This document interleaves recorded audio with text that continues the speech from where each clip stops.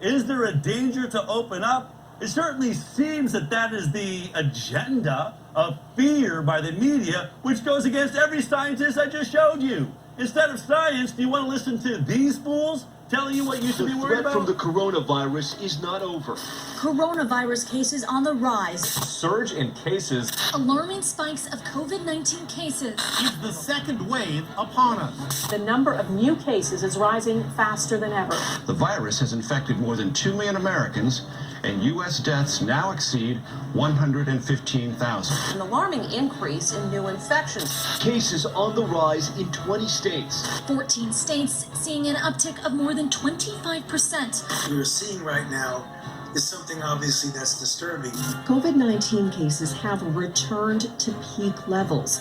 Thousands of new infections detected after restrictions were eased. 14 states have seen increases in hospital patients since Memorial Day. This map showing the latest hotspots. Scenes like this shortly after Arizona became one of the first states to lift stay-at-home orders. There are still beds available, but doctors are sounding the alarm. There will be waves of infection everywhere. A lot of people are going to get very, very sick. Many people will die. They've been warned.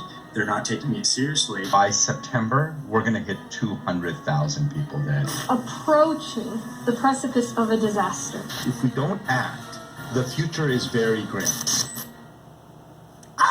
Memorial Day is killing us all. Restaurants, bars, oh my God. Shut down, shut down.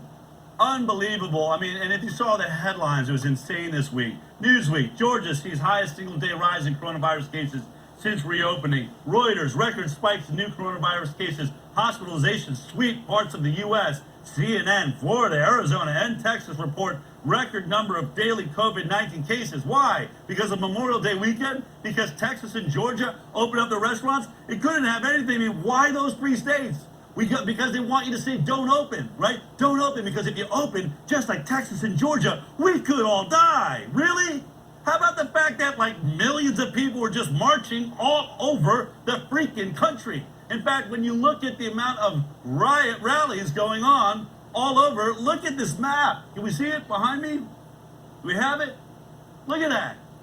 That is how many people joined, went shoulder to shoulder to march all over the United States of America. And you're telling me only Texas and Georgia and Florida have an issue? Come on now. We're tired of this. And by the way, what is causing the giant spike in cases? I don't know. Maybe the fact that you're testing more, that there's a giant spike in testing. Let me just show you some quick graphs. Here's the United States of America as a whole.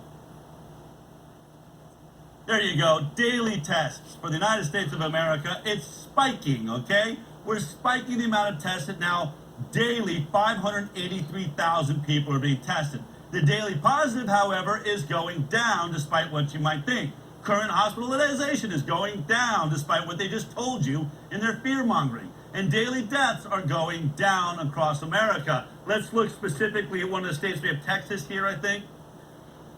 Let's take a look at Texas. Okay, look at the spike in the amount of testing, okay? Look at that. It's up through the roof. Don't even look at the blue line. Look up there, 58,590 per day on that day. But still, daily positives, sure, they're going up a little bit because you are testing like crazy.